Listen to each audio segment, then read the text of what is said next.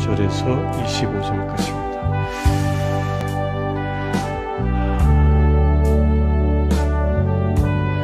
출애굽의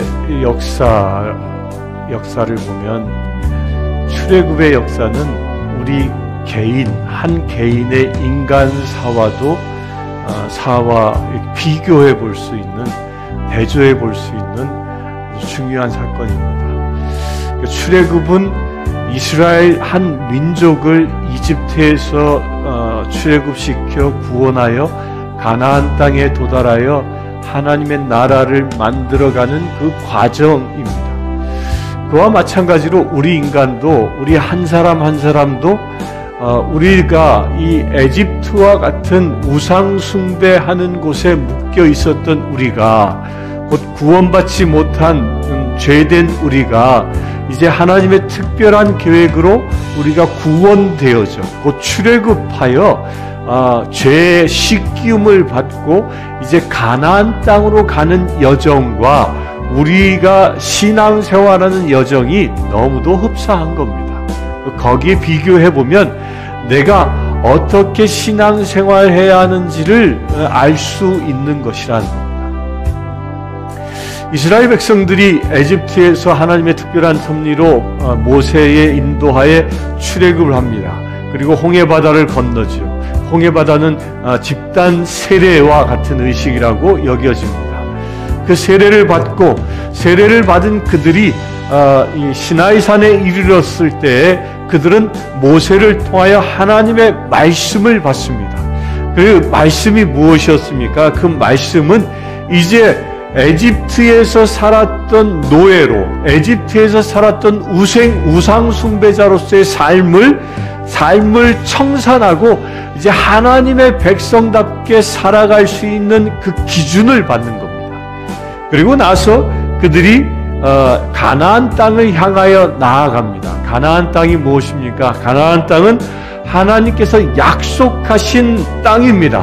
하나님의 나라를 이루시기 위하여 이스라엘 백성들에게 약속한 땅, 그 땅을 향하여 진군해 가는 것이 출애굽의 역사고요. 또 그 출애굽의 역사로 이게 기록되어져 있는 것인데, 이 역사를 우리의 신앙의 여정과도 이렇게 비교해 보면 내가 어느 시점에, 나의 신앙의 정도는 어느 시점에 와 있는가를 성찰할 수 있다는 겁니다.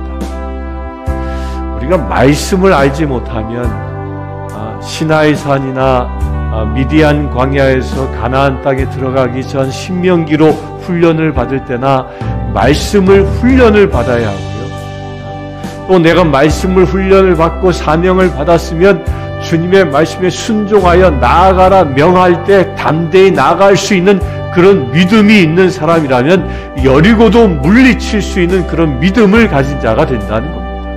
그러니까 이게 단계를 거쳐가는 겁니다. 그 단계를 보면 어떤 이는 율법의 말씀을 배웠음에도 불구하고 말씀대로 순종하지 못하고 불기둥으로 구름기둥으로 주야로 인도하신 그 하나님이 계심에도, 그들이 눈으로 보고 있음에도 불구하고 물이 떨어지면 목말라 죽겠다, 양식이 떨어지면 배고파 죽겠다, 굶어 죽겠다, 불평불만만 하는 사람들도 있는가 하면 어떤 이는 그럼에도 불구하고 하나님의 은혜를 기다리는 사람도 있었고, 또한 결국은 갈렙과 여호수아는 끝까지 자기 신앙을 지켜서 가나안 땅에 입성하는 축복을 얻는 그런 사람이 있는가 하면 중간에 탈락하는 사람도 있다는 것입니다. 여러분들 신앙은 어떻습니까? 끝까지 가나안을 향하여 여호수아와 갈렙처럼 진군에 나아가고 있습니까? 아니면 모세와 더불어 광야에서 시련당하여 스스로 낙마하고 있습니까? 어느 단계입니까? 여러분들 특별히 이 새벽을 깨우고 계신 분들은 여호수아와 갈렙처럼 가나안을 정복하는 주의 사자, 주님의 자녀임을 믿으시길 바랍니다. 그렇게 나아가는 겁니다. 그렇게 나아갈 수 있도록 우리를 구원해 주시는 그 하나님의 인도함이라는 겁니다. 그 하나님의 인도함, 이것은 또한 우리 개인사로 보면 내가 나 자신을 하나님의 나라로 만들어가는 과정과 같은 거예요. 그래서 베드로전서 2장 이 9절에는 뭐라고 얘기합니까? 거기에는 우리는 왕같은 제사장이요 우리는 거룩한 나라다라고 분명히 우리의 정체성을 말하고 있습니다. 우리는 하나님의 거룩한 나라다라는 거예요. 곧 우리의 신앙생활이 무엇이냐면 나 자신을 하나님의 나라로 만들어가는 과정이라는 겁니다. 그게 성화입니다. 성화. 이스라엘 백성들이 가나안 땅을 정복하고 그것을 하나님의 나라로 만들어가는 것처럼 하나님의 거룩한 나라된 나 자신도 나의 매일의 신앙생활을 통하여 나를 완전한 하나님의 나라로 만들어가는 것, 이것이 신앙생활이라는 겁니다. 그런데 문제가 있습니다. 15절을 봅니다. 내가 행하는 것을 내가 알지 못하노니 곧 내가 원하는 것을 행하지 아니하고 도리어 미워하는 것을 행함이라.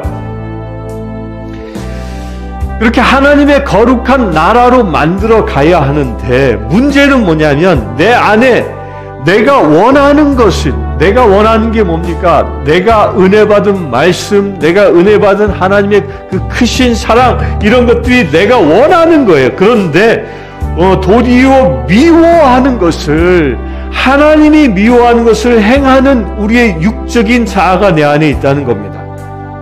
그것이 무엇입니까? 16절에 만일 내가 원하지 아니하는 그것을 행하면 내가 이로써 율법이 선한 것을 시인하노니 이제는 그것을 행하는 자가 내가 아니요 내 속에 거하는 죄니라. 하나님의 나라를 만들어 가는 데는 치열한 영적 전쟁이 일어나고 있음을 말하고 있습니다. 여호수아와 갈렙의 인도하에 이스라엘 백성들이 요단강을 건넜고 여리고성을 점령해 나아갑니다. 그 점령해 나아가는 그 전쟁 과정들은 아주 치열한 싸움이었습니다. 물론 믿음의 행보였지요. 그러나 그 지역 가나안 땅을 정복하고 있는 그 백성들을 물리쳐야 하는 엄청난 싸움을 통해서 가나안 땅을 얻어갑니다. 이런 싸움이 우리 안에서도 내적으로 일어난다는 겁니다. 율법을 행하는, 곧 하나님의 말씀대로 살아가고자 하는 나의 자아와 내 속에는 그것을 거역하려고 하는 죄된 자아가 치열한 싸움을 한다는 겁니다. 이게 영적 전쟁이 내 안에서부터 일어나는 겁니다. 그러면 나의 이 선한 자아와 이 악한 죄된 자아가 내 안에서 끊임없이 영적 전쟁을 하는데 이 영적 전쟁에 누가 이기겠습니까? 어떻게 하면 어떤 자가, 선한 자가 이기겠느냐 아니면 악한 자가 이기겠느냐? 그것은 나의 선택에 달려 있습니다. 나의 선택. 내가 어디에 더 관심을 두고 어디에 더 나 자신을 묻고 있느냐에 따라서 나의 선한 자에 나를 묻고 있다면 나의 선한 자아는 점점 크게 자라날 것이고 나의 죄된 자아는 사그러질 것입니다. 그런데 내가 하루 24시간을 살아가면서 이 악한 자아에 더 많은 것을 하려 한다면 불행하게도 영적 전쟁에서 늘 패배할 수밖에 없다는 겁니다. 그 선택은 나에게 있습니다. 내가 무엇을 선택하느냐에 따라 내가 선한 자아에 의하여 영적 전쟁에 승리해서 내가 거룩한 나라를 날마다 내 안에서 확장해 나아가느냐, 아니면 이스라엘 백성들의 1세대들이 저 광야에서 다 죽어 나간 것처럼 하나님의 말씀을 거역하고 불순종함으로 인하여 죽어 나갔던 것처럼 내 영도 죽어갈 수 있다는 겁니다. 여러분들은 무엇을 선택하겠습니까? 갈라디아서 5장 17절에 보면 이런 말씀이 있습니다. 16절과 18절까지 보겠습니다. 내가 이르노니 너희는 성령을 따라 행하라. 그리하면 육체의 욕심을 이루지 아니하리라. 우리가 어떻게 선한 자, 하나님의 그 말씀대로 따라 살 수 있느냐? 나의 힘으로 불가능하다라는 것을 하나님이 아십니다. 그래서 예수님께서는 승천하실 때 너희는 예루살렘을 떠나지 말고 성령이 오실 때까지 기다리라 그랬습니다. 성령이 오시면 그 성령의 힘으로 무장하라. 성령의 능력을 입으라 라고 말씀하신 이유가 무엇입니까? 나의 힘으로는 하나님의 말씀을 행할 수 없기 때문에 나라는 존재는 이 선한 자인 하나님의 말씀보다 죄된 자를 따라가는 것에 더 길들여져 있기 때문에 내가 나의 힘으로는 선한 일을 행할 수 없는 죄인 중에 죄인이라 하나님은 그 일을 행할 수 있도록 특별히 능력을 부어주시는데 그분이 바로 성령입니다. 그래서 성령이 내게 임하시면 성령을 따라가기만 하면 된다라는 겁니다. 성령이 내가 나의 힘으로 노력해서 선한 자를 이루는 게 아니라 성령이 나에게 능력을 주시고 성령이 시키시는 대로 내가 순종하며 나아가기만 하면 내 삶을 통하여 말씀이 완성되어지는 거룩한 나라가 이루어지는 것이 실현되어진다는 겁니다. 그래서 17절에 육체의 소욕은 성령을 거스르고 성령은 육체를 거스르나니 여기서도 분명히 대조해서 말씀하고 있지요. 내 육체의 소욕은 성령을 거스릅니다. 반면에 성령은 육체의 소욕을 거스릅니다. 따라서 우리는 무엇을 따라 살면 되는 거라고요? 성령을 따라 살면 된다라는 겁니다. 너희가 만약 성령의 인도하시는 바가 되면 율법 아래 있지 아니하리라. 이 말이 무엇입니까? 성령의 인도함대로만 따라 살아가게 되면 율법이란 조항에 묶여서 율법이란 조항에 의하여 죄의식에 묶여 사는 자가 아니라는 거예요. 무엇이라? 율법을 오히려 완성하는 삶을 살아가게 된다는 것입니다. 이 두 싸움에서 우리가 승리하기 위해서 꼭 필요한 것이 성령 충만함을 받는 겁니다. 그래서 우리 신앙생활에는요, 이건 마치 두 날개와 같은 것입니다. 한쪽 날개는 성령의 능력이 임해야 하는 것이고 한쪽 날개는 말씀으로 무장해야 하는 겁니다. 말씀과 성령이 균형을 갖추었을 때 그의 삶은 참으로 올바르게 나아갈 수 있는 것입니다. 이 두 날개를 갖추었을 때 그의 삶은 이제 비상할 수 있는 능력이 생긴다는 겁니다. 이 비행기가 나르는 원리 참 신기합니다. 비행기는 맞바람이 세면 셀수록 비상하기가 쉬워진다고 합니다. 그래서 비행기가 활주로에서 이륙할 때 활주로의 방향을 선택할 때 바람 방향을 보고 관제사가 선택한다고 그러죠. 바람이 맞바람 부는 쪽을 향하여 비행기가 이륙하도록 유도합니다. 마주오는 바람이 셀수록 비행기가 더 빠르게 비상한다는 것이죠. 이게 비행기가 비상하는 원리인 것처럼 우리의 신앙의 원리도 마찬가지인 겁니다. 우리가 성령의 날개를 다루고 말씀으로 무장하고 있을 때 세상의 세파가 아무리 세게 불다 할지라도 불면 불수록 강하면 강할수록 우리는 더욱더 크게 비상할 수 있는 능력이 생긴다는 겁니다. 그러나 한쪽 날개를 잃어버리면 그 비행기는 날 수 없는 것처럼 우리도 비상할 수 없는 것입니다. 그래서 성령의 능력도 중요한 것이고 말씀의 은혜도 중요한 것입니다. 그래서 말씀으로도 무장하고 성령의 은혜도 사모해야 하는 것입니다. 19절에 내가 원하는 바 선은 행하지 아니하고 오히려 원하지 아니하는 바 악을 행하는도다. 만일 내가 원하지 아니하는 그것을 하면 이를 행하는 자는 내가 아니요 내 속에 거하는 죄니라. 그러므로 내가 한 법을 깨달았노니 곧 선을 행하기 원하는 나에게 악이 함께 있는 것이로다. 우리 안에 이 두 싸움이 있는 것, 우리 안에는 이렇게 다중인격이 있다는 겁니다. 우리는 죄된 존재이기 때문에 우리가 세상을 살아가는 동안은 끊임없이 선한 자와 악한 자와 갈등을 맺게 되어져 있습니다. 그러나 그럼에도 불구하고 우리는 성령으로 무장하면 선을 행하길 원하는 이 선한 자아가 승리하는 삶을 살게 된다는 것입니다. 23절 보겠습니다. 22절 보겠습니다. 내 속사람으로는 하나님의 법을 즐거워하되 내 지체 속에서 다른 한 법이 내 마음의 법과 싸워 내 지체 속에 있는 죄의 법으로 나를 사로잡는 것을 보는도다. 내 속사람이 뭐예요? 선한 자아입니다. 속사람은 하나님의 법을 즐거워합니다. 그런데 뭐예요?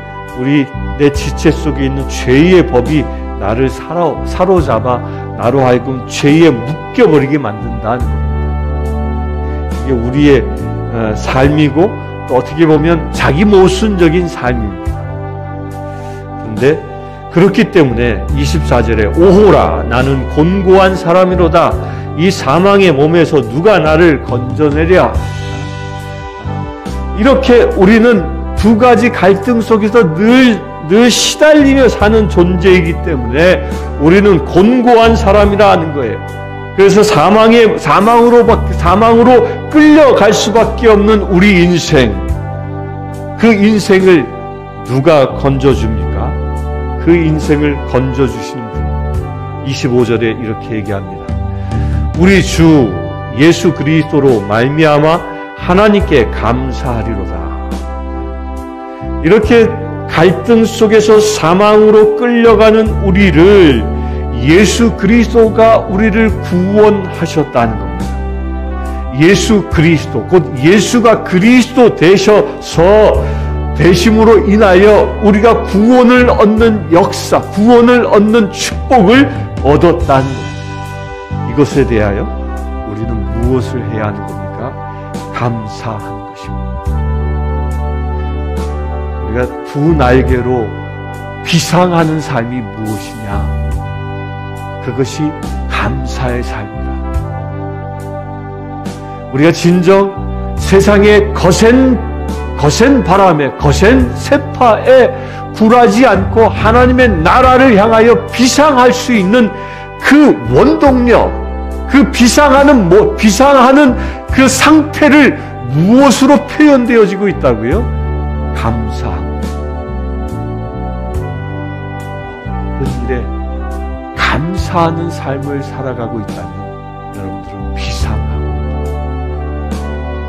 그러나 실망에 빠지고 절망에 빠지고 불평에 빠져 있다면 안 되지만 비상하지 못하고 오히려 그 거센 바람에 억눌려서 활주로에서 비상 못하고 활주로를 맹맹 도는 비행기와 같은 그런 꼴인가.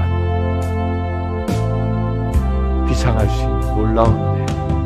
여러분들의 삶이 성령과 말씀으로 비상하는 그 구체적인 표현은 감사예요. 그래서 모든 일에 감사할 수 있게 되길 바랍니다.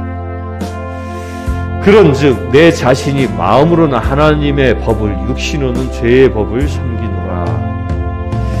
육체의 소욕과 성령의 소욕의 다름을 이야기합니다. 이것을 어떻게 승리할 수 있다고요? 두 가지로 우리가 무장할 때 승리할 수 있습니다. 오늘 하루를 살아가면서 내가 말씀으로 충만해지기를 소망하길 바랍니다. 그래서 여러분들 성경책이 책꽂이의 장식품이 아니라 여러분 두 손에서 떨어지지 아니하고 말씀을 시간 내서 일부러 묵상하고 말씀을 골수에 새길 수 있는 거룩한 날 되길 바랍니다. 또한 성령의 은혜가 내게 기름 부어져서 주신 말씀이 참으로 꿀송이보다도 더 달게 내가 소화할 수 있도록 그 또한 그 무장할 수 있도록, 그래야 악한 이 세상에서 승리하는 삶을 살아갈 수 있도록 구하시길 바랍니다.